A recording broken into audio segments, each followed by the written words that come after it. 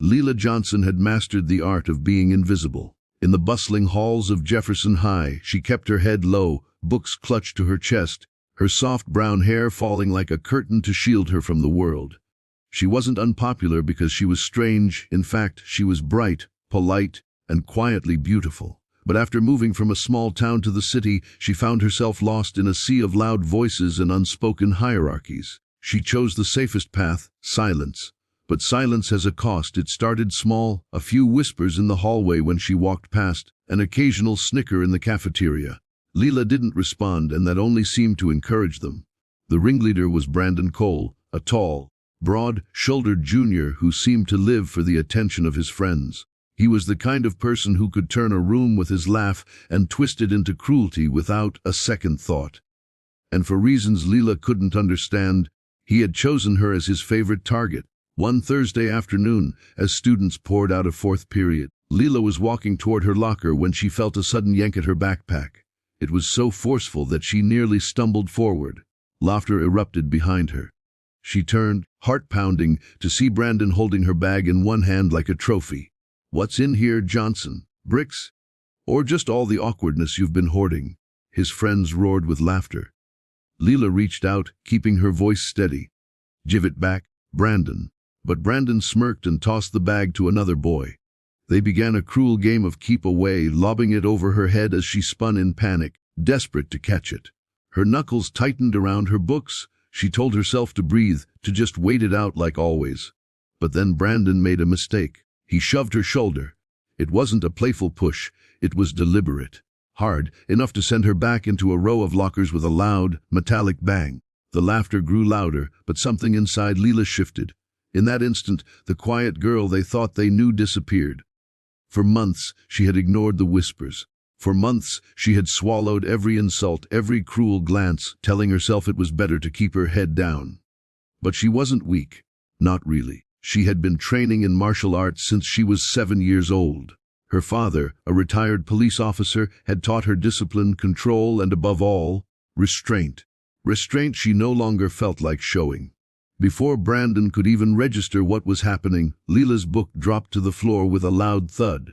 She stepped forward, her eyes no longer avoiding his, but locked straight onto them with a sharp, unwavering glare. Brandon's smirk faltered. She moved faster than he could blink, one hand grabbing his wrist, the other pressing down in a fluid motion that sent him stumbling. In seconds, she had twisted his arm in a controlled lock, forcing him to bend slightly to avoid more pain. His friends froze, their laughter replaced by stunned silence. "Don't ever touch me again." Her voice was calm, but there was steel in it. She released him, stepping back with complete composure. Brandon staggered, rubbing his wrist, his face flushed red, not from pain but humiliation. He glanced at his friends, expecting them to laugh it off, but none of them spoke. The hallway felt strangely quiet. Word spread fast. By the end of the day, everyone had heard about the shy girl who took down Brandon Cole, but unlike the usual rumors, this one carried respect. People who had never spoken to her before now saw her differently. Some offered smiles in the hallway. Others whispered her name with a tone of admiration rather than mockery. Brandon, for his part, avoided her. There was no apology, but there was no more shoving, no more stolen backpacks, no more whispered insults. It would have been easy for Leela to feel smug, but that wasn't her. She didn't want to humiliate anyone. She just wanted to be left alone. And yet, deep down, she knew that what happened had given her more than just peace. It had given her voice back. Weeks later, Leela was sitting in the library when a quiet freshman girl approached her. She looked nervous, twisting the straps of her backpack. I heard what you did to Brandon. He's been bothering me, too. I wanted to say thank you." Leela smiled, gesturing for the girl to sit. Standing up for yourself doesn't always mean fighting. But sometimes, you have to show people you're not as fragile as they think. And from that day on, Leela wasn't invisible anymore. Not because she was louder, but because she carried herself differently. She had faced the storm, and she had walked out stronger. And somewhere deep inside, she knew her father would have been proud. Sometimes, the smallest voice can have the most powerful echo. All it takes is one moment to remind the world you were never weak in the first place. Leela Johnson had always been the kind of girl who blended into the background. She wasn't unpopular because she was strange, but because she was quiet. Too quiet for a school like Jefferson High, where the loudest voices ruled the hallways. She walked from class to class with her head down, her books pressed to her chest like a shield.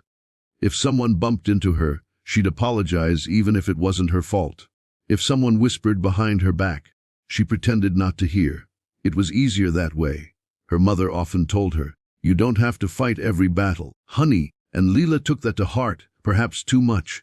She avoided drama at all costs and in doing so became invisible. But invisibility isn't always protection. The first time Brandon Cole noticed her, it wasn't because she did anything wrong. He just picked her. Brandon was tall, athletic, and had the kind of swagger that made people follow him. But beneath his charming grin was a sharp edge. He thrived on putting others down to get a laugh from his friends. And in Leela, he saw the perfect target, quiet, non-confrontational and seemingly defenseless. It started small. He'd accidentally block her locker until she was late for class. He'd tap the back of her chair with his foot in the middle of lessons. He'd make offhand comments just loud enough for her to hear. But small things, repeated often enough, start to feel heavy. One Thursday afternoon, Leela's patience was wearing thin. She'd had a rough morning. She'd bombed a math quiz, skipped breakfast, and spent lunch hiding in the library after overhearing a couple of girls mocking her thrift store cardigan. All she wanted was to grab her homework from her locker and go home. She was almost there when it happened. A sudden, sharp tug yanked her backward. Her backpack slid off her shoulders, the weight of her books disappearing. She spun around and saw Brandon holding it high over his head. His friends circled around, grinning like they were front row at their favorite show. "Man, this thing weighs a ton," Brandon said, pretending to struggle with it. "What's in here, Johnson? Rocks? Or maybe your social life?" His friends laughed. Leela reached for the bag, keeping her voice steady. "Give it back." "Oh, she talks," Brandon smirked. "Didn't know you had a voice." Before she could grab it, he tossed it to one of his friends, who tossed it to another. It became a cruel game of keep away, with Leela trapped in the middle. She tried to snatch it, but each time they lifted it just out of reach, laughing harder. Then came the shove. It wasn't playful. It was sharp, deliberate, his palm slamming into her shoulder, sending her stumbling into the lockers with a metallic crash. The laughter grew, but Brandon didn't see what had shifted inside her. For years, Leela had kept her secret quiet. The 3 nights a week she spent at her father's old martial arts studio, the hours she had dedicated to learning discipline, balance, and self-defense. Her father, a retired police officer, had drilled one lesson into her head: never start a fight, but always finish it if someone else starts it, and Brandon had just started it. Her books slipped from her arms to the floor. She stepped forward, her eyes locking onto his. The room seemed to shrink. Brandon's smirk faltered, his brow furrowing like he was sensing something different, dangerous. In a flash, she grabbed his wrist, twisted it down, and stepped in with precise footwork that unbalanced him. Brandon stumbled forward, bent awkwardly at the waist to relieve the pressure on his arm. A single gasp cut through the laughter, and then silence. "Don't ever touch me again," she said, her voice low but firm. She released him. Brandon jerked his arm back and stumbled a few steps away, glaring but saying nothing.